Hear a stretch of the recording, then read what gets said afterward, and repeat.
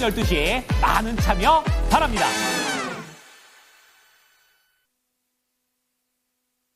넌 나의 초콜릿 초콜릿 초콜릿 달콤한 너의 초콜릿 초콜릿 초콜릿. 네, 노래를 참 못 부르죠. 오늘 이 노래는 볼빨간 사춘기의 초콜릿이라는 노래를 한번 불러봤습니다. 사실 오늘은 발렌타인데이로 연인들 간에 초콜릿을 주고받는 날인데요. 저희 시청자 여러분들 초콜릿은 받으셨을지 모르겠습니다. 그런데 이 원전 종목들 들고 계신 분들이라면 발렌타인데이처럼 달달한 수익을 맛보시지 않았을까라는 생각으로 이 노래를 부르면서 출발해봤는데요. 오늘장 윤지의 초이스 원전 종목들에 대한 이야기를 해보도록 하겠습니다. 어제 들려온 소식이었습니다. HD 한국조선해양에서 SMR을 단 선박에 대한 모델을 공개를 하게 되면서 오늘 조선주 백고동을 달고 원전 종목들이 훈풍을 받았는데요. 제목은 이렇게 잡아봤습니다. 조선 백고동 원전주 훈풍이 확산되고 있습니다. HD 한국조선해양 SMR 추진선 모델 공개 소식에 급등세가 나타나고 있는데 먼저 원전 종목들의 종가 흐름부터 살펴보고 가겠습니다. 오늘 보신다면 두산에너빌리티 이렇게 사이즈가 큰 종목이 두 자리 숫자의 급등세를 보여주면서 오늘 전체 시장에서 거래대금 1위를 기록했습니다. 12.42% 상승하면서 27,600원에 거래가 되고요. 52주 신고가를 기록했습니다. 그리고 나머지 종목들 같은 경우에도 우리기술, BHI, 우진엔텍과 에너토크까지 일제히 강세 분위기를 가져가고 있다는 점 체크해보시면 좋을 것 같습니다. 그렇다면 어떤 이유로 이 원전 종목들이 강한지 어떤 이유인지 체크해보도록 하겠습니다. 네, 우선은 이 소식이 가장 크게 영향을 끼쳤는데요. 미국 시간으로 12일 미국의 휴스턴에서 해양 원자력 서민 부근에서 원자력 추진 컨테이너선 설계 모델을 최초로 공개를 했습니다. 기존 선박과 무엇이 다르냐 하면요. 석유 대신에 원자력 동력을 사용하는 것이고요. 엔진 배기기관과 연료 탱크 등 기자재가 필요가 없기 때문에 경제성과 안정성 부분에서도 높였다라는 점이 나오고 있습니다. 그리고 상용화 기술에 앞서서 실효성과 안정성은 이미 인증을 받았다라는 내용들이 검토가 되고 있고요. 밑에 살펴보시는 것처럼 긍정적인 내용이 앞으로도 들려오고 있는 만큼 SMR 추진선에 대한 기대감은 계속해서 올라가고 있습니다. 많은 분들 오늘 조선 종목들 일제히 조정을 좀 받았습니다만 그럼에도 불구하고 조선 종목들 추세가 좋은 건 다 알고 계실 겁니다. 조선의 백기둥을 이제 SMR이 타고 있다라고 보시면서 오늘 기대감을 받았는데요. 다음 장 띄워주시죠. 네, 우선 들려온 소식은 HD 한국조선해양발 SMR 추진선 소식이었지만 삼성중공업과 하나오션 같은 경우에도 비슷한 내용을 지금 보도를 하고 있다는 점, 앞으로 준비를 해서 계속해서 나아가고 있다는 점에 대해서 기대감을 갖고 있다는 점 체크해보시면 좋을 것 같고요. 다음 장도 띄워주시죠. 네, 지금 살펴보신다면 2040년 지금 SMR 시장 규모는 지금보다 거의 3배 가까이 뛸 것이다 라는 내용들이 나오고 있고 이 선박 운전에도 구유식 SMR의 전력이 활용된다면 무탄소 선박 시대도 가능할 것이다 라는 내용들 점쳐지고 있다는 점 살펴보시면 좋을 것 같습니다. 두 번째 이슈도 체크해 보시죠. 뿐만 아니라 민주당에서도 이제는 탈원전 기조가 급물살을 타고 있습니다. 지금 제목을 살펴보신다면 민주당에서 신규 원전을 받아들이나 19일에 전력계획 국회 보고 전망이 나와 있고요. 이재명 대표 같은 경우에도 탈원전 폐기 쪽으로 기울고 있다라는 기사들이 나오고 있다는 점 살펴보시면 좋을 것 같습니다. 그 기사 내용에서 어떤 내용들이 담겨 있나 제가 한번 정리를 해봤는데요. 지금 보신다면 이달 중에 진행될 가능성이 높게 되는데 여야 간의 에너지 3법 등에 대한 이견이 조금씩 좁혀지고 있는 상황이라고 합니다. 크게 두 가지의 이유를 들고 있는데 일단은 반도체 클러스터, 데이터 센터 등 AI에 대한 미래 전력 수요가 점점 급증하고 있기 때문에 원전을 마냥 배제하기가 어렵다라는 내용들이 계속해서 나오고 있고 두 번째 이유로는 초안의 신규 원전 3기가 2기로 감소된 상황 속에서 재생 에너지의 비중도 늘어난 상황이라고 합니다. 그렇기 때문에 마냥 반대할 명분이 줄어들었다라는 점 체크해 보시면 좋을 것 같습니다. 세 번째 이유도 체크해 보시죠. 네, 추가적으로 지금 민주당에서 탈원전 기조가 급물살을 탈 뿐만 아니라 정책 자금 또한 공급된다라는 보도자료를 살펴보시면 좋을 것 같고요. 세 번째 이슈 체크해 보도록 하겠습니다. 네, 지금 미국에서도 원전주 랠리가 지속적으로 이어지고 있는데 미국 중심의 에너지 패권 시대에 가속화가 간축되고 있다는 점 살펴보시면 좋을 것 같습니다. 지금 한 달 동안의 주가 차트 흐름을 보고 있는데요. 오클로 같은 경우에는 지금 141% 급등을 보여주고 있고요.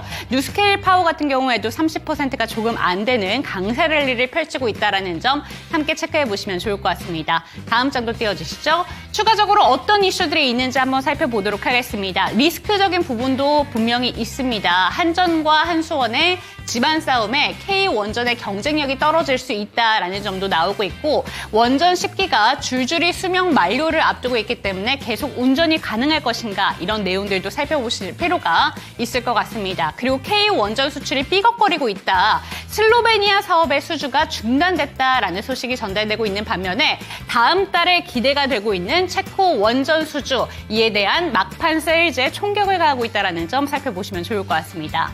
네, 오늘 원전 종목들 오랜만에 길쭉이를 폈습니다. 다시 한번 우리가 기대감을 받아가도 되는 건가? 원전 종목들에 대한 이야기 체크해 보도록 하겠습니다. 당신의 초이스 채널 고정!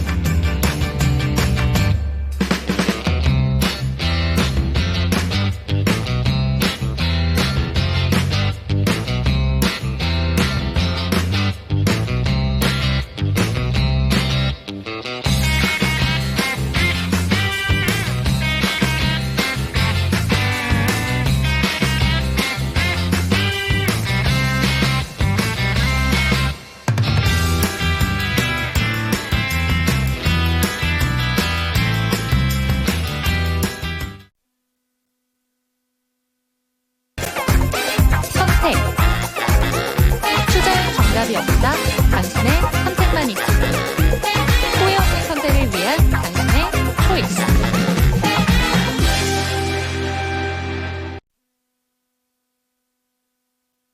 네, 후회 없는 선택을 위한 당신의 현명한 초이스를 도와드릴 저는 이윤지고요. 이 시간 함께 하실 전문가부터 소개해드리도록 하겠습니다. 장인투자클럽의 이창대 대표 모시겠습니다. 대표님 안녕하세요. 네, 반갑습니다. 네, 오늘 시장 어떻게 보셨는지 궁금합니다. 그래도 이번 주에는 관세에 대한 충격도 있었고 다양한 이슈들을 좀 체크해 볼 필요가 있었지만 시장 자체를 본다면 그래도 탄력적으로 움직여준 것 같아요. 좀 하락한 시장보다는 좀 상승한 날이 많았는데 오늘도 좀 오르면서 거래를 마쳤습니다. 오늘 시장은 어떻게 보셨을까요? 네, 일단 이제 시장 자체가 생각보다 나쁘지 않아가지고 이게 관세 충격이 그렇게 많이 오는 것 같진 않은데라고 시장은 좀 해석하고 있는 것 같습니다.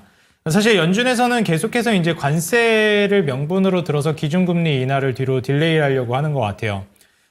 제가 이제 거듭 말씀을 드렸지만 연준에서 이제 행동은 기준금리 인하 기조를 유지하되 아무래도 이제 기대 인플레를 잡기 위해서 매파적인 발언을 쏟아낼 가능성이 높습니다. 그래서 액션은 비둘기 방향이지만 아무래도 이 멘트, 언행들은 매파적으로 갈 가능성이 높아요. 앞으로도요. 근데 일단 이게 말만으로 그럴 것이냐 아니면 진짜 좀 매파적으로 갈 것이냐는 좀 생각을 해봐야 되는데 그 매파적인 발언과 행동이 과연 어느 정도 매파적이냐의 차이가 있는 것 같아요. 결국 대세로 봤을 때 기준금리 인하 방향성은 바뀌지 않는데 이거를 매파적으로 비교적 좀 간다라고 하면 천천히 인하하는 거겠죠. 동결을 좀 오래 끌어가지고. 그래서 저는 이런 기조 자체는 어느 정도 있을 것 같아요. 그래서 이번에 3월 달에 또 미국이 기준금리 결정을 하고 5월 달에 또 하고 그다음에 6, 7월은 좀 이제 연달아서 계속 하게 될 텐데 아무래도 3월 달에 동결을 하게 되면 5월까지도 또 그 고금리가 계속 유지돼야 됩니다. 그래서 3월 달에 동결을 하는지 여부가 되게 좀 중요할 것 같고요. 만약에 3월 달에 동결을 해버리게 되면 뭐 5월까지 굉장히 오랜 기간 동안 고금리가 유지되는 거예요.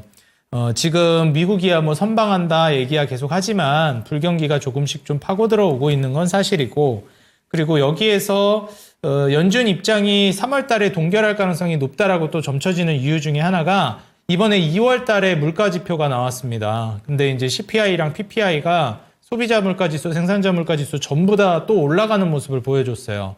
그래서 이 추세 자체가 계속 뭐 조금씩이라도 올라가고 있는 추세다 보니 이걸 과연 기준금리 인하를 하는 게 맞나? 심지어 여기 기대 인플레까지 치솟고 있거든요. 그러니까 말적으로 매파적인 발언을 쏟아낼 수밖에 없고 네. 행동으로도 아무래도 동결을 하지 않을까 저는 예상이 들어요. 그럼 이제 5월 달까지 이제 고금리가 좀 유지된다는 건데 그 과정 안에서 경기가 좀 미국뿐만 아니라 다른 국가들이 잘 버텨주는지 여부가 중요할 것 같고요. 심리적으로 이제 실제 금리, 뭐 국채 금리를 좀 떨어뜨리는 효과를 이번에 좀 가져오긴 했습니다. 트럼프가 이제 관세를 좀 뒤로 밀었죠. 상호 관세 같은 경우도 4월까지 미루고 뭐 캐나다, 멕시코 관세 부과한다 했다가 또 뭐 말 잘 듣는 것 같으니까 뒤로 미루고 이랬죠. 그러니까 결국 협상 카드로 쓰는 거지. 이게 지금 연준에서 우려하는 그 물가 상승이 나올 것 같다 싶으면 트럼프가 조절할 거라고 봅니다. 제가 계속 말씀드려 왔죠. 물가에 충격을 주는 수준으로까지 관세를 이용하지는 않을 것 같다. 그리고 심지어 공급도 늘린다고 했기 때문에 유가도 떨어뜨리고 있잖아요. 그러면은 유가 안정되는 수준 안에서 뭐 관세는 적절하게 좀 유예시키든지 아니면은 조금 어찌 보면 협박성 혹은 이 딜을 하는 데 있어서 우위를 점하는 전략으로만 쓸 가능성이 높아 보입니다. 물론 뭐 몇 개 국가에는 실제로 부과할 수 있고 상호관세라는 개념도 그간 미국이 좀 불공정하게 거래를 하고 있었던 걸 바로잡겠다라는 그런 이제 어떻게 보면 관세라서 이런 것들은 실제로 이행될 가능성이 좀 높다고 봐요. 근데 과연 이게 미국에 과연 안 좋을까? 전 좋을 거라고 보거든요. 미국 시장을 포기할 국가는 없다고 봅니다. 그래서 다 이걸 받아들일 거라고 보고 있는 입장이라 결국에는 이 경기랑 물가 사이에서 저울질을 했을 때 고금리가 당분간 유지될 가능성이 있다. 그래서 한 5월까지 이제 3월달 동결하고 5월까지 이 고금리가 유지되면 시장이 그때쯤 돼서 한 번 정도는 충격을 받지 않을까 싶어요. 저는 개인적으로. 그래서 지금 잠깐 상품 차트를 보여드리겠는데 네. 이게 지금 최근에 금 가격이 굉장히 많이 올라가고 있습니다. 우리가 이제 역사적으로 인류가 이제 뭐라고 해야 될까 좀 거래를 시작하고 이러면서 오랜 시간 동안 거래가 되어 왔던 대표적인 안전자산이 금이잖아요. 그런데 이 금 가격이 지금 치솟고 있다라는 것 자체만으로도 시장에 대한 불안감을 좀 느끼고 있다라고 보고 있고요.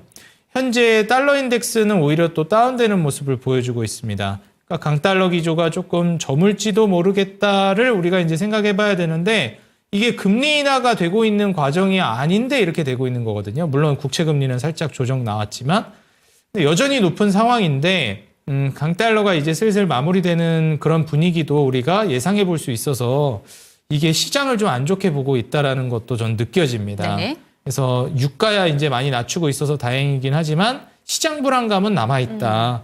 그래서 고금리가 유지되고 있고 불경기로 인한 급락이 나오기 전까지는 계속해서 현금을 어느 정도 확보하고 가시는 전략이 저는 중요하다고 보고 그럼 그냥 100% 현금 확보하면 되지 않냐라고 하실 수 있는데 항상 증시는 일기예보 같은 거라 그렇게 안 될 수도 있고 우산을 챙기는 개념으로 생각을 하셔야지 비 올 것 같으니까 그냥 비 온다고 확정을 짓고 네. 이제 행동하면 안 됩니다.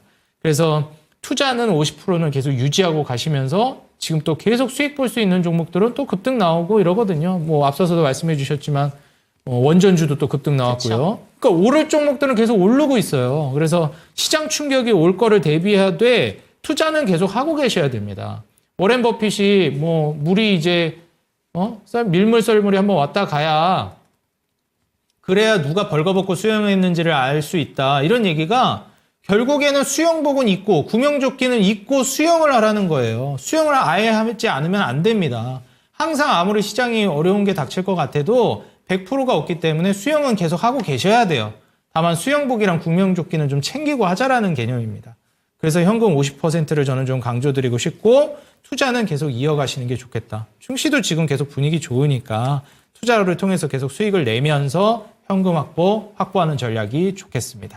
네, 현금 비중은 늘릴 필요가 있겠습니다만 지금 시장에 대한 막연한 두려움을 가지고 투자를 접어야겠다라고 생각하시기보다는 지금 트렌드를 잘 살펴보시는 게 필요하다라는 이야기를 해주셨는데 오랜만에 트렌드를 탄 섹터가 있습니다. 바로 원전 종목들에 대한 이야기를 해볼 텐데요. 오늘 SMR을 달고 가는 HD 한국조선해양의 선박에 대한 기대감으로 원전 종목들이 일제히 강세 분위기를 탔습니다. 사실 마냥 리스크가 없는 섹터가 아니에요. 다양한 리스크가 있고 또 훈풍도 예상이 되고 있는 섹터지만 오랜만에 쉬어가다가 불기둥을 뽑아냈습니다. 오늘 원전 종목도 어떻게 보셨을까요?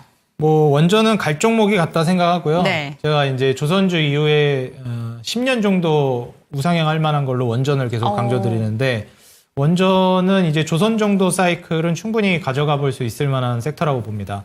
조선 같은 경우에는 종목 카테고리도 많은데 원전은 뭐 볼만한 종목이 딱 몇 개 없어요. 네. 두산에너빌리티나 BHI나 뭐 한전 KPS 물론 더 있지만 이 종목들이 대표라고 보고 그다음에 두산에너빌리티랑 BHI가 가장 핵심이라고 봅니다.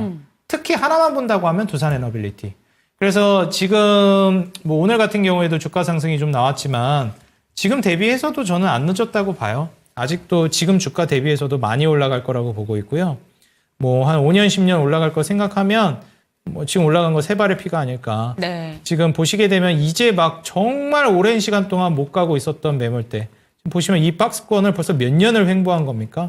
원전 얘기 2020년, 21년에도 간다 얘기 계속 나왔었어요. 그렇죠.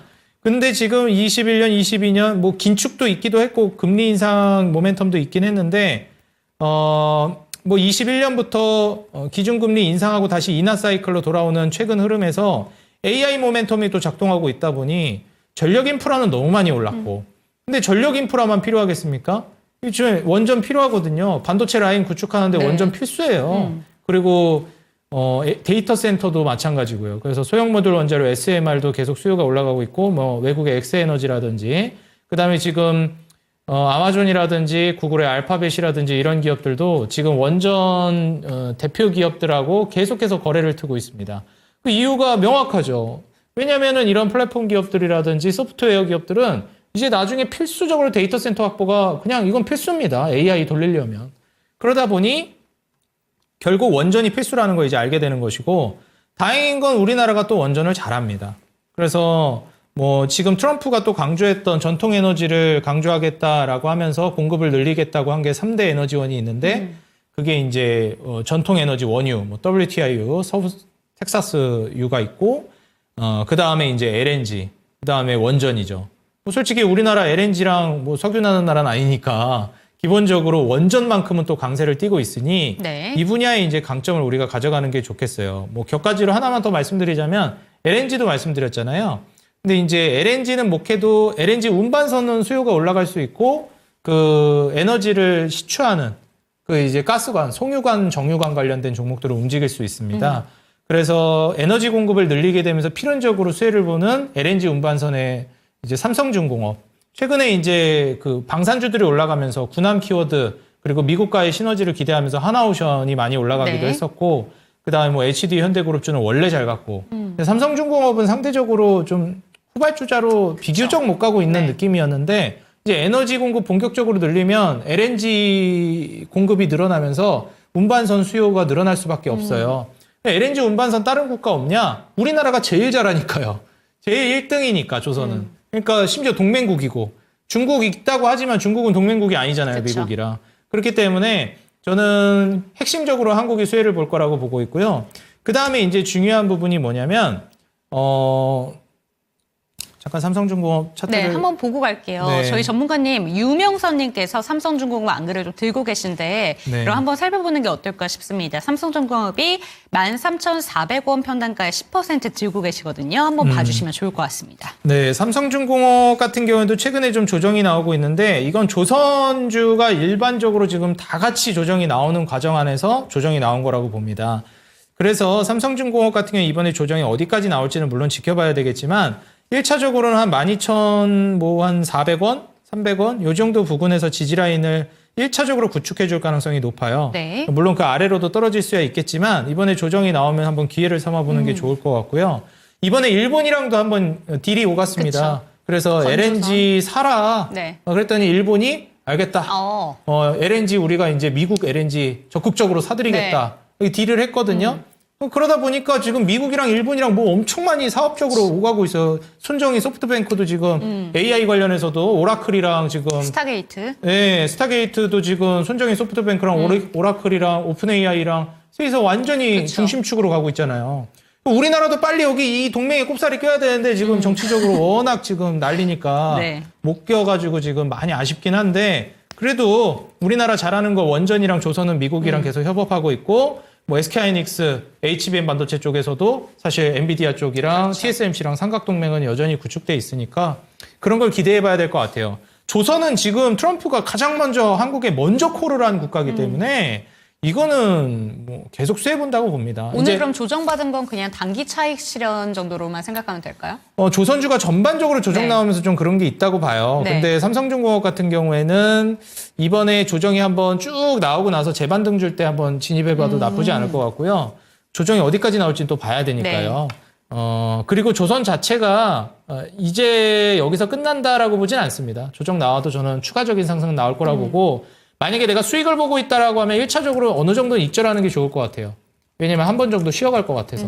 그리고 한 잔량으로 추가 급등을 노리시는 게 좋겠고 아예 없는 분들은 이번 조정을 이용해서 적당량을 매수를 노려보는 게 좋을 것 같다. 지금 제가 삼성중공업 말씀드렸는데 아까 철강도 말씀드렸잖아요. 정유관. 네. 거기 핵심적인 종목이 세아제강이거든요. 그래서 세아제강이나 세아제강지주, 뭐 휴스틸, 넥스틸도 있는데 그런 종목들은 시총이 낮아서 좀 불안해가지고 세아제강이랑 세아제강지주로 보시는 게 밸런스가 좋을 것 같아요. 그런 종목들은 이번에 철강 관세 때린다 얘기 나와가지고 좀 철강 안 좋은 거 아니냐 얘기 나왔는데 저는 시장 파이가 커지면서 결국 수혜 볼 거라고 봅니다. 그러니까 결국 그 관세를 매기는 이유가 뭐겠습니까? 그 시장을 키울 건데 그 이익을 다른 국가들이 가져갈까 봐 특히 중국이 가져갈까 봐 우려해서 지금 관세 매기는 거예요. 그러니까 결론은 뭔가요? 철강, 알루미늄 수요가 올라가는 산업을 이제 육성한다는 거예요. 그러니까 지금 방산주 올라갔잖아요. 알루미늄 관세 때리니까. 네. 알루미늄이 뭐죠? 전쟁 나면 첫 번째로 구비해야 되는 원자재예요. 전쟁에 제일 많이 필요한 게 원자재가 알루미늄입니다. 그래서 지정학적 리스크 터지면 알루미늄 가격 올라가잖아요. 그래서 항상 전쟁하고 밀접한 관련이 있는 거, 방산이랑 밀접한 관련이 있는 게 알루미늄이다. 그래서 이번에 알루미늄 관세, 심지어 트럼프가 이제 전 세계 경찰 역할을 하지 않는다. 이제 방위비 알아서 니네가 부담해라. 이런 구조니까 방위비 올라갈 걸 불을 보듯 뻔히 보이고 그러면 알루미늄 수요 올라갈 거고 네. 그러니까 알루미늄 관세 이제 매기는 거죠. 그 다음에 철강은 왜 그럴까요? 인프라 정책을 할 거니까 재건도 해야지 뭐 남북경협 얘기도 할 거고 그것뿐만 아니라 불경기를 살리기 위한 걸로 인프라 정책을 할 겁니다. 또 트럼프가 누굽니까? 부동산으로 그렇게 부자 되는 사람이잖아요. 인프라 잘하겠죠. 뭐 건물 짓고 이런 거. 네. 이런 거 빠삭하단 말이에요. 그러니까 또 정부 차원에서 이런 거 인프라 정책 활성화할 건데 이거는 뭐 우크라 재건으로 간다. 이거는 테마고 본질은 인프라예요. 왜냐면은 불경기를 타파할 수 있는 게 연준이 할 수 있는 중앙은행이 하는 건 금리를 만지고 뭐 통화를 만지는 거고 정부가 할 수 있는 건 세금 들걷고 기업 밀어주고 그 다음에 규제 완화시켜주고 그 다음에 하는 게 이제 돈 쓰는 건데 그게 인프라예요. 그거 말고 할 게 없어요. 굵직굵직하게는. 그러니까 이제 인프라 정책을 확대하는 일환 혹은 뭐 명분 이런 걸로 뭐 재건도 갖다 붙이고 뭐 이것저것 다 갖다 붙이는 겁니다. 갖다 붙이기 나름이에요. 핵심은 인프라 산업 육성입니다. 뭐가 많이 들어갈까요? 철도 깔고 건물 지으면 철근 들어가고 그쵸. 그다음에 또 뭐 도로 깔고 건설기계도 뭐로 만들죠? 다 철로 만들죠. 뭐 건설기계도 레미콘 그런 것도 그렇고 그럼 이런 거 다 처리 들어갑니다. 인프라 하면은. 그러니까 철강 관세 매기는 거예요. 결론은 뭐다? 관세 매겨서 우리 코앞의 것만 보면은 피해를 보는 것 같지만 전체 시장이 커질 거를 생각하셔야 한다. 네. 이게 미국만 인프라 사업을 하겠냐 이거예요. 미국만 방위비 올라가겠냐 이거예요. 전 세계가 인프라 사업을 할 거고 전 세계가 재건 뛰어들 거고 전 세계가 뭐죠 또? 방위비가 올라갈 겁니다. 그러니까 이거는 너무 단편적으로 보시면 안 된다. 관세 올린다고 피해받는다고 그거 투자하면 안 된다? 기회로 보셔야 된다. 저는 이렇게 말씀을 드리고 싶고 그런 과정에서 철강을 다 사기보다는 일단 우리나라가 수혜보고 당장 수혜볼 만한 것부터 보자. 그게 세아제강이라고 봅니다. 그러니까 정확히는 가스관, 에너지 공급 늘리면서 수혜볼 만한 종목들 보시는 게 좋을 것 같고 뭐 그 다음에야 뭐 조선에 들어가고 자동차에 들어가는 철강들도 올라가고 이렇게 순차적으로 갈 것 같긴 한데 우선적으로는 가스관부터 보자. 왜냐면 이쪽부터 먼저 수급이 들어왔으니까. 이렇게 저는 말씀을 드리는데 원전 얘기하다 여기까지 와버렸네. 하여튼 다시 돌아가서 원전 얘기를 해보자면요. 그래서 두산에너빌리티는 아직도 안 늦었다. BHI 대장주라 너무 많이 올라갔다라고 생각하시는 분들이 있는데 BHI 좀 많이 가긴 했는데 그래도 저는 더 갈 거라고 봅니다. 네. 조정 나오면은 좀 기회로 삼아보는 게 좋을 것 같고 이거에 좀 부담된다 하면 저는 두산에너빌리티는 지금도 충분히 매수해도 수익 나는 자리라고 보니까 매수 고려해 보시라 조언 드리겠습니다. 네, 오늘 원전 종목들 많이 올랐습니다. 특히나 원전 종목들 내에서 대장주의 역할은 늘 두산에너빌리티가 한다라는 점 짚어주셨었는데 오늘 이 종목 지금 구간에서 들어가셔도 추가적인 수익 가능성 높게 보신다고 하니까요. 참고가 되셨으면 좋겠습니다. 윤재의 초이스는 여기서 한번 마무리를 지어보도록 하고요. 대표님의 초이스 두 가지 종목 화면으로 먼저 만나보도록 하겠습니다. 네, 첫 번째 종목은 시프트업과 두 번째 종목은 디어유 이렇게 들고 오셨는데 뭔가 공통점 한 개지를 찾자면 관세 무풍지대 이쪽으로 보신 것 같아요. 엔터랑 이 게임 관련된 쪽을 아마 관세 쪽으로 연결을 시켜볼 수 있을 것 같은데 어떤 이유에서 들고 오셨을까요? 네, 일단 맞죠? 뭐 관세로 인해서 우리가 피해를 받는 게 있고 좀 피해 간다라고 해가지고 이득을 보는 쪽이 네. 있잖아요. 근데 이제 관세가 제가 계속 뭐 그렇게까지 피해가 갈 것 같지는 않다 얘기는 했지만 그거는 그거고 심리에는 작용을 줄 수 그렇죠. 있으니 네. 뭐 말이야 실제로는 그렇다 하더라도 사람들이 느끼는 건 다를 수 있잖아요. 그래서 그 심리로 인해서 좀 흔들릴 때 좀 방어해 볼 수 있을 만한 섹터군이 저는 이런 쪽이라고 봅니다. 네. 그리고 또 AI 소프트웨어 쪽으로 많이 가고 있는데 저는 그래서 플랫폼이나 소프트웨어 쪽을 많이 봐야 되는 시기라고 또 봅니다. 요즘에 트렌드 자체가. 그래서 둘 다 보시면은 소프트웨어 쪽이에요. 네. 플랫폼이나. 그래서 시프트업 같은 경우에는 게임주가 또 소프트웨어의 그렇죠. 대표격인 산업이잖아요.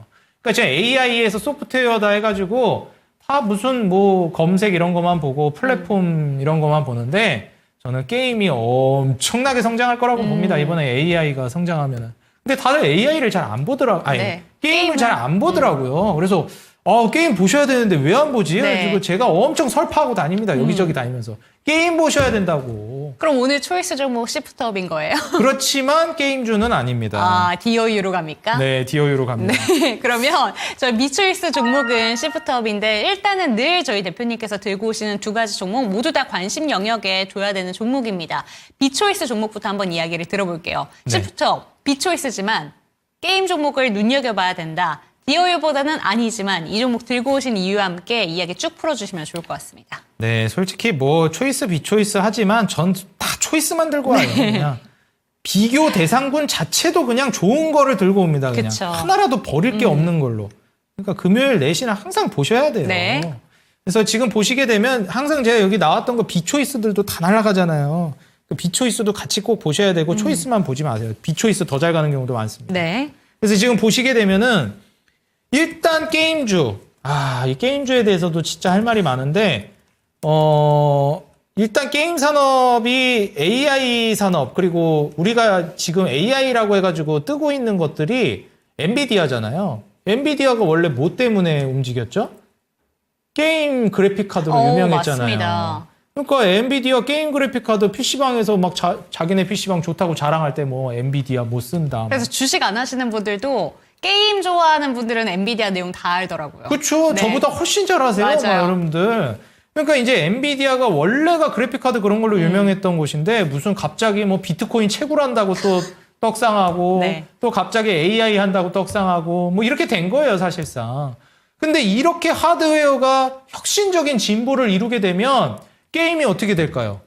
고사양 게임들이 훨씬 더 잘 돌아가게 됩니다.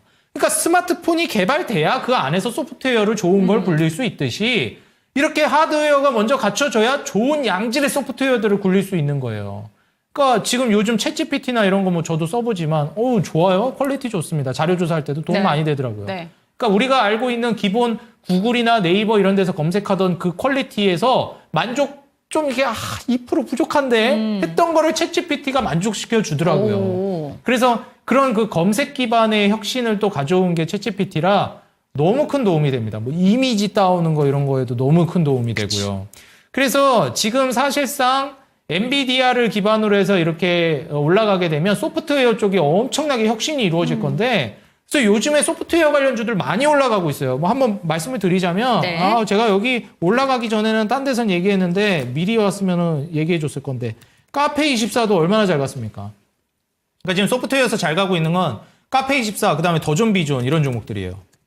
이런 종목들이 잘 가고 있고 더 잘 갈 것 같아요, 앞으로도. 그리고 네이버 이런 종목도 요즘 조정 나오잖아요. 괜찮습니다. 카카오는 어때요? 네이버가 대장입니다. 이거는 그냥 차트 보면 답 나와요. 봐봐요. 차트 보세요.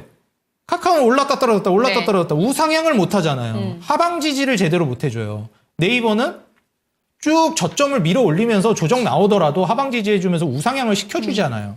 이런 게 대장주예요. 그러니까 사실상 차트 보면 벌써 답 나오는데 카카오가 덜 올라갔으니까 카카오를 찍는다 그래요. 내가 진짜 복장이 터져 이렇게 터질 수가 없어요. 네. 그러니까 이 개인 투자자 여러분들 이러니까 힘든 거예요. 카카오가 안 좋다는 게 아니라 이런 걸 보셔야 됩니다. 뭐 이것도 그냥 단편적으로 무조건 네이버가 더 잘 간다. 물론 미래일을 단정 짓는 건 아닌데 확률적으로 네이버가 훨씬 잘 갈 확률이 높아요. 로봇주도 보세요. 레인보우 로보틱스 높다고 부담된다고 하는데 제일 안 떨어지고 올라갈 때 제일 먼저 신고가 갱신하잖아요. 그러니까 대장주를 보셔야 돼요. 그 섹터 살 거면 조금 사더라도 대장주를 빼놓고 뭐 덜 갔으니까 다음에 이거 간다. 아니다. 네. 그건 아닙니다. 주식 오래 하신 분들은 많이 공감하실 거예요, 제 말에. 그 다음에 그건 이제 단타 하시는 분들이나 순환매 따라서 여기 들어갔다 저기 들어갔다 하면서 매매하는 거지 초보 투자자분들은 그렇게 하시는 거 네. 적합하지가 않다. 로봇주 뭐 아시는 거 아무거나 불러보시겠어요? 레인보우 로보틱스요. 뭐 이거 말고 딴 거 혹시 아는 거 두산 로보틱스, 휴림 로봇, SPG. 있어요? 다 검색해 볼게요. 네. 두산 로봇 어때요? 상승? 못 살짝 가요. 네. 레인보우가 아무리 많이 올라가서 작살 날 것 같지만 제일 잘 가고 그쵸. 떨어질 때도 덜 작살 납니다. 또 뭐 아무거나 불러보세요. SPG. SPG는 레인보우랑 같이 가는 그쵸. 종목이에요. 그래서 이제 삼성에서 같이 이제 레인보우랑 SPG랑 이제 같이 사업을 가는데 그래도 대장주보다 못 가잖아요. 조정 나와도. 그리고 또 휴림 로봇도 말씀하셨죠. 네. 이거 보세요. 결과적으로는 레인보우가 제일 잘 가고 있다. 하방 지지도 제일 잘 보여주고 있고. 그렇기 때문에 이런 부분들을 좀 고려하셔가지고 보는 게 좋겠고 다시 돌아와서 네. 네이버가 소프트웨어 대장이다. 자, 그러면 검색, 뭐 플랫폼 이런 거에서는 카카오보다 네이버가 앞서가고 있는 거 오케이. 그러면은 소프트웨어가 뭐 플랫폼만 있는 것도 아니고, 그렇죠. 뭐 아까 말씀드렸던 카페24나 더존비지온 같은 이런 플랫폼이나 소프트웨어를 기반으로 사업을 운영하는 이런 기업들이 많이 움직이고 있잖아요. 근데 그 중에서도 큰 카테고리에서는 플랫폼과 게임을 중요시하게 제가 네. 보고 있는 건데 게임에서는 원래 대장은 크래프톤이었어요. 외국인들도 크래프톤을 제일 많이 담았습니다. 이번에 근데 오히려 실적 발표하고 나서 밀렸잖아요. 그러니까요. 네. 이게 시프트업이랑도 연결되는 거기 때문에 크래프톤부터 이제 일단 설명을 네. 드릴게요. 크래프톤이 실적이 좋고 실제로 외국인들 매수세 1등이었어요. 게임주 중에서 그냥 압도적인 1등이 크래프톤이었습니다. 외국인 순매수는. 근데 이때 한번 퀀텀 점프를 했던 거. 그러니까 이 매물대를 뚫어줬던 게 실적으로 올라갔던 건데 이번에 떨어진 것도 실적으로 떨어진 거예요. 네. 자, 근데 여기서 한 가지. 이게 어닝 쇼크가 터졌다라고 하면서 무너진 거거든요. 그러면 어닝 쇼크가 터졌다는데 얘가 실적이 잘 나왔을까요? 못 나왔을까요? 크래프톤이요? 네. 실적 잘 나왔죠. 잘 나왔죠. 네, 실적 엄청 잘 나왔죠. 엄청 잘 나왔어요. 네. 근데 뭐가 어닝 쇼크라는 거냐? 도대체 실적이 잘 나왔는데 네. 왜 떨어지냐? 네. 이럴 수 있는데 이거는 이제 투자자분들에게 하나 조언을 드리자면 뭐가 있냐면 우리가 어닝 쇼크라고 하는 거는 실적이 못 나와서 어닝 쇼크가 아니에요. 항상 기대치보다 잘 나왔냐 못 나왔냐가 어닝 서프라이즈랑 어닝 쇼크입니다. 그러니까 초반에 이제 주식 얼마 안 하신 분들이 이거 가지고 되게 혼란을 겪으세요. 아니 실적이 잘 나왔는데 증가했는데 전년 대비 전분기 대비 다 엄청 올랐는데 맞아요. 왜 어닝 쇼크라는 거냐? 기대치보다 안 나오면 어닝 쇼크라고 하는 거고요. 기대치보다 잘 나오면 어닝 서프라이즈예요. 실제로 뭐 작년이나 전분기들보다 실적이 안 나왔는데 어닝 서프라이즈라고 하는 경우도 많아요. 왜냐하면 더 안 좋게 생각했는데 선방했네? 네. 그럼 어닝 서프라이즈예요. 자, 그러면 이제 크래프톤을 우리가 이제 앞으로 어떻게 될 것이냐를 예측해 볼 때 LS 일렉트릭을 제가 예시를 들어드리고 싶어요. 네. 일단 LS 일렉트릭은 실적이 잘 나왔는데 어닝 쇼크 터졌다고 하면서 이때 급락 떨어졌어요. 실적 잘 나왔어요. 전력 인프라 계속 좋았고 지금도 좋잖아요. 전력 인프라. 앞으로도 좋을 거예요. 수요 계속 있을 거고. 네. 근데 이게 고점 논란이 뭐 있는 단계인 거고 너무 많이 기술적으로 올랐다. 그러니까 기대치보다 못 가서 무너졌다. 이런 건데 뭐 이때 또 8월 달이다 보니까 시장 안 좋았던 것도 좀 맞물리기도 했고. 어쨌건. 근데 결국엔 어떻게 됐죠? 이 1분기 한 분기 내지 2분기 지나니까 제자리 찾아갑니다. 신고가 바로 또 뚫는 것까지는 아니지만 신고가까지 가잖아요. 그러니까 이런 흐름이 결국 크래프톤도 나온다. 왜냐하면 실적이 계속 좋아지고 있는 건 사실이니까. 그쵸. 기대에 못 미쳤을 뿐인 거지 실적이 좋아지고 있는 사실은 변하지 않았기 때문에 저는 계속 움직인다고 보고 있고요. 실적이 잘 나와서 한번 갭상승 띄우면서 급등했던 이때 그 전에 주가가 대략 30만 원 그 아래에서 박스권을 형성하고 있었습니다. 그래서 시장이 크게 무너지지 않는 한 30만 원 선에서 지지 라인을 구축할 걸로 저는 예상이 돼요. 이전 박스권 상단 부분 여기 이제 저항대가 이제 지지 라인이 되면서 요 부분은 지지해 줄 것 같아요. 네. 물론 뭐 무조건은 아니고 뭐 더 떨어질 수도 있지만 그럴 것으로 예상이 된다라는 거예요. 그래서 어느 정도 떨어지는지 보다가 말아 올리잖아요. 그럼 크래프톤은 매수 찬스입니다. 네. 여전히 좋아요. 그리고 우리가 게임주라고 다 좋다고 보면 안 되는 게 지금 AI를 기반으로 해서 소프트웨어가 갈 것 같다라는 개념에서 게임주잖아요. 네. 그러면은 AI 엔비디아 사양이 올라간 걸 잘 이용하고 있는 고사양 게임들을 개발하고 있는 기업들이 수혜를 받는 겁니다. 그 고사양 게임들을 개발해 왔고 그 기술력이 있는 기업들 기술력이 없고 사양도 뭐 낮은 게임으로 대박친 기업들은 이게 과연 AI에 대한 그 하드웨어 사양이 올라간 거를 적절히 이용한 혁신이 이루어지고 있는 게임중가 거기엔 좀 물음표가 그렇죠. 있거든요. 네. 그래서 사양 높은 게임을 잘 만들어서 그걸 실제로 히트까지 시킨 그런 기업들을 봐야 돼요. 그게 크래프톤이에요. 크래프톤이 유명한 거 뭐로 히트 쳤죠? 배틀그라운드. 배틀그라운드 처음 나올 때 다 뭐라 그랬습니까? 배틀그라운드 돌아가는 PC방이냐? 배틀그라운드 돌아가는 컴퓨터냐? 배틀그라운드 사양 맞춘 조립식 컴퓨터. 이렇게 다 있었거든요. 다 나와 들어가면은. 이런 식으로 우리 투자자 여러분들이 사양을 높인 거 그런 게임으로 흥행까지 성공한 기업. 네. 심지어 이거 인도 시장까지도 진출해가지고 인도 인구가 몇 명인데 거기서 이제 또 흥행에 성공하면서 저는 쭉쭉 나아갈 거라고 보고 있고요. 그렇다면 시프트업은 어떤 이유였을까요? 그런 과정 안에서 크래프톤이 조정이 나오니까 수급을 뺏긴 거죠. 어허. 실적 얘기가 나오면서. 네. 그러면서 외국인들이 크래프톤을 안 사고 뭘 사고 있냐 이제는 계속 크래프톤 사다가 시프트업을 사고 있어요. 오. 이제는. 그래서 지금 외국인 순매수 상위를 보면 시프트업입니다. 근데 시프트업 지금 주가 슈팅이 나온 적이 있어요, 없어요? 없습니다. 나온 적이 없어요. 외국인은 사고 있는데. 나올까요, 안 나올까요, 슈팅? 나오죠. 네, 나오죠. 기다리면 나오는 겁니다. 저점 밀어 올리면서 저항 맞고. 그죠? 이런 식으로 이제 돌파 나오는 거예요. 지금 제가 그어드린 선 있죠? 매물대? 네. 저항 맞던데? 돌파 나올까요, 안 나올까요? 나오죠. 나오기 전에 여기서 이제 선침해하는 거죠. 이제 기업을 들어가게 되면 실적도 좋아요. 배틀그라운드 아까 크래프톤 좋듯이. 얘가 그럼 뭘로 유명하냐? 승리의 여신 예, 니케 그걸로 네. 이제 유명합니다. 승리의 여신. 아주 잘 알고 계시네요. 네. 그래가지고 영업이익이랑 순이익도 계속 적자 보고 있던 기업인데 23년, 22년 이때부터 슬슬 흑자 전환 성공하다가 폭발적으로 늘어요. 이익이. 23년, 24년으로 가면서. 그리고 올해까지도 폭발적으로 느는데 이게 재무가 진짜 대박인 게 부채 비율이 4%. 그냥 부채 없다고 보시면 됩니다. 15% 아래는 무차입 구조라고 제가 말씀드리죠. 부채가 있긴 하지만 없는 거나 매한가지다. 네. 15% 아래는. 근데 얘는 4%다. 그리고 제가 마진율을 강조하는데 막 20% 마진율, 30% 마진율 대박이다 그러는데 플랫폼 기업들, 소프트웨어 기업들이 왜 미래를 책임지는 선진국들이 다 여기에 뛰어듭니까?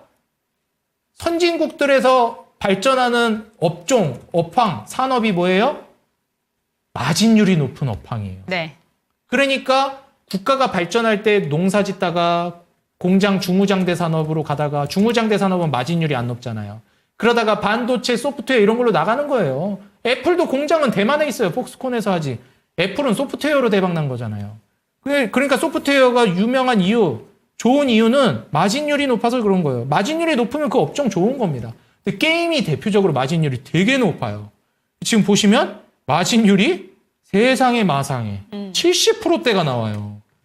이거는 제가 좋은 의미로 미쳤다고 표현하고 싶습니다. 그래서 시프트웍 같은 이런 기업들 아까 말씀드린 그 크래프톤도 잠깐 보자면 네. 마진율 여기도 엄청 높아요. 40%대예요. 어마무시하거든요. 이 제약 바이오들이 이 정도 나와요. 30, 40%대 잘 나오는 기업들이. 그러니까 제약 바이오 같은 혁신 업종이라고 보시면 돼요. 게임도. 그래서 지금 현재 시프트업을 이제 보시게 되면 이 엄청난 마진율에 안정적인 재무 구조에 네. 떡상하고 있는 매출과 영업이익 순위. 이제 중국 진출까지 할 건데 이게 핵심이고 AI 소프트웨어 이제 산업 확장에다가 승리의 여신 니케 이제 IP 가지고 중국도 이제 진출하거든요. 그럼 이제 한알령도 이제 끝나갈 네. 걸로 기대되고 있는 시점이에요, 요즘에가. 그러면 이제 한알령이 이제 끝나가는 시점에서 중국 출시하면은 이야, 뭐 크래프톤은 인도, 시프트업은 중국 출시. 네, 요걸로 이제 결을 볼 수 있겠다. 요즘에 한알령 해제 기대감으로 가는 종목들이 굉장히 괜찮아요. 거기 피해 오랫동안 많이 받았던 게 게임이랑 엔터가 대표잖아요. 그런 관점에서 지금 디어유로 한번 넘어가 보도록 하겠습니다. 전문가님, 네. 그러면 오늘 초이스 종목이 일단은 디어유를 들고 오셨는데 다른 엔터 종목들이 아니라 디어유 이쪽도 어떻게 보면 플랫폼 쪽이잖아요. 그렇죠. 어떻게 보는 게 좋을까요? 그래서 플랫폼이라서 가져온 것도 있고요. 일단 이 디어유를 제외하고 그 다음에 이제 전통 엔터사들, 네. JYP나 뭐 하이브나 SM, YG 이런 기업들이 있잖아요. 근데 이제 여기에서 제가 생각하고 있는 건 뭐냐면 전체 엔터 산업에 대해서 말씀드리자면 오늘은 상담할 시간 없을 것 같다. 예. 그래서 전체 엔터 산업에 대해서 말씀을 드리자면 제가 항상 산업이 꼽히는 게 세계에서 먹히기 시작하느냐를 말씀드려요. 엔터 산업은 그동안 그냥 내수에서 잘 나가는 정도였어요. 그러니까 뭐 B7 네. 이 시절에도 미국을 그때부터 도전을 했죠. SM에서 보아가 이제 일본 진출하면서 해외는 성공했지만 제가 제약 바이오에서도 그렇고 계속 말씀드리는 게 뭐예요? 큰 시장에서 성공해야 돼요. 그게 뭐예요? 1등이 미국에서 성공해야 돼요. 그쵸. 그게 세계 시장을 먹는 거예요. 미국에서 성공하는 게. 근데 제가 제약 바이오를 지금부터 장기적으로 좋다고 하는 이유도 미국 시장에서 인정받고 터트리기 시작하기 때문이에요. 미국에서 FDA 임상 통과하고. 제가 말씀드리죠. 미국 FDA 임상 통과하면 유럽, 아시아 자동은 아니지만 웬만해서 그냥 자연스럽게 다 됩니다. 시장 장악합니다. 그래서 지금 이제 미국 진출을 시도하는 게 이제 중요한데 B나 세븐, 뭐 보아 이때는 뭐 일본에서 성공을 했지만 미국은 도전 개념이었어요. 네. 성과가 나기보다는. 네. 이익이 가시화되는 단계도 네. 아니었고 그냥 반짝이고. 그다음에 뭐 JYP에서 원더걸스 가서 뭐 빌보드 잘안 올라가고 됐죠. 했지만 네. 그게 지속성이 있진 않았어요. 그 다음에 싸이의 강남 스타일이 한번 좀 이게 파이가 좀 크게 터져버렸습니다. 지속성이 있는 건 아니었는데 그 터지는 규모가 원더걸스, 이게 B랑 세븐은 진입을 하다가 그 다음에 원더걸스에서 이게 되네? 하다가 갑자기 이제 싸이의 강남 스타일에서 한번 와, 이게 먹히네? 단계로 가다가 BTS가 완전 이걸 지속성까지 가져가 버렸어요. 체계화까지 시켜버렸습니다. 그리고 나서 이제 블랙핑크, 그 다음에 이제 JYP 엔터에서, 그, 과거에 했던 경험을 살려가지고, 이번에 스트레이키즈도 잘 나가더라고요, 미국에서. 맞습니다. 네, 그래서 이제 이런 부분들을 고려해봤을 때, 미국의 문화산업이 한국이 먹히기 시작하고 있다. 그리고 엔터 산업은 체계적으로 그거를 관리하는 단계이기 때문에 이게 굉장히 좋다. 제가 엔터 산업에 대해서 굉장히 부정적인 전문가 중에 한 명이었습니다. 근데도 지금 미국 시장에서 이익이 가시화되고 있는 단계는 아주 상징적이다. 네. 이 엔터 산업의 구조를 제가 싫어하는 거지 엔터라는 업황의 전망은 아주 좋다고 봐요. 그런데 그 중에서 디어유를 택한 이유가 어떤 걸까요, 전문가님? 그건 엔터 산업을 제가 별로 안 좋아하는 이유에 있습니다. 엔터 산업이 아티스트 리스크 때문에 싫어해요. 아, 그렇죠, 그렇죠. 통제가 안 돼요. 뭐 마약이라도 이슈가 터지거나 뭐 마약 했다고 탈퇴한다고 하고, 하거나 탈퇴한다고 하고 군대 이번- 가거나. 군대 간다고 군대는 뭐 예측이라도 네. 되는데 이게 뭐 아니 음주운전 할지 안 할지 내가 어떻게 하냐고 그 사람이. 그렇죠. SNS에 뭐 올릴지도 모르고요. 그러니까요. 뭐 네. 연애하는 거 가지고 뭐라 하는 것도 진짜 너무한 거 아니냐고. 사람인데 연애 좀 할 수도 있지. 하여튼 간에. 그래가지고 뭐 연예인들 그거 가지고도 말이 많잖아요. 그리고 연령대가 낮아요. 네. 그러니까 연예인들이 성숙하지 못하다는 게 아니라 일반적으로 나이가 어리면 상대적으로 그렇잖아요. 덜 성숙하잖아요. 나이 먹었을 때보다는. 그런 아티스트들에게 너무 포커스가 맞춰져 있고 그런 아티스트들에 의해서 주가가 너무 변동폭이 커지는 게 저는 통제하기 어려운 영역의 투자처라고 봐서 부정적으로 봤던 건데 산업이 너무 좋다. 그리고 과거에는 공연을 가거나 앨범을 통해서 수익을 많이 냈어야 되는데 이제는 디어유처럼 그냥 연예인들하고 소통할 수 있는 플랫폼에서 결제해가지고 돈을 벌 네. 수 있는 구조가 생겨났다. 그리고 이런 거는 뭐 그런 리스크가 저는 없다고 봅니다. 그렇죠. 그래서 디어유 같은 경우에 이제 매물대를 뚫기 시작하면서 돌파가 나온 요 차트 이 시점 아주 맥점이라고 봅니다.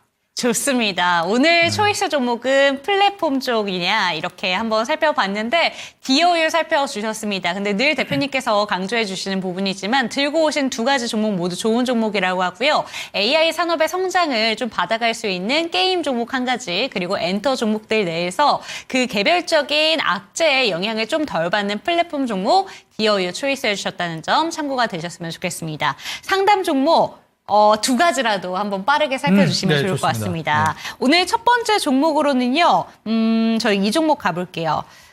이천대 전문가님이 추천해 주신 한화 시스템 19,830원에 6%입니다. 5%는 익절했고요. 수익 감사드립니다. 나머지는 얼마까지 들고 갈까요? 수익권이 확실한 수익권에 놓여 있습니다. 이 종목 어떻게 들고 갈까요? 네, 아무래도 이제 뭐 우리나라는 방사는 하나그룹이 뭐 탑이고 그러니까 이제 방산 투자하면은 하나그룹이 좋은데 하나오션이랑 뭐 하나 에어로스페이스 다 날라갔고 하나 시스템이 좀 덜 갔거든요. 그래서 소개해드린 거였는데 뭐 어떻게 잘 운 좋게 가게 됐습니다. 이제 매도 관점은 이거를 조금 욕심을 내고 싶긴 하잖아요. 그래서 이동평균선이랑 제가 이제 볼린저 밴드 상한선을 제시해드리고 싶은데 제가 이거 5일선 하나를 만들어가지고 네. 제시를 해드릴게요. 이게 지금 이동평균선 5일선으로 바꾼 선이거든요, 요게. 여기를 이탈하거나 아니면은 여기 보시면 가격지표에 볼린저 밴드 선이 있어요. 이거 어떻게 하는지 모르겠다 하시면은 네. 그냥 저 증권사 전화하면 친절하게 알려주실 겁니다.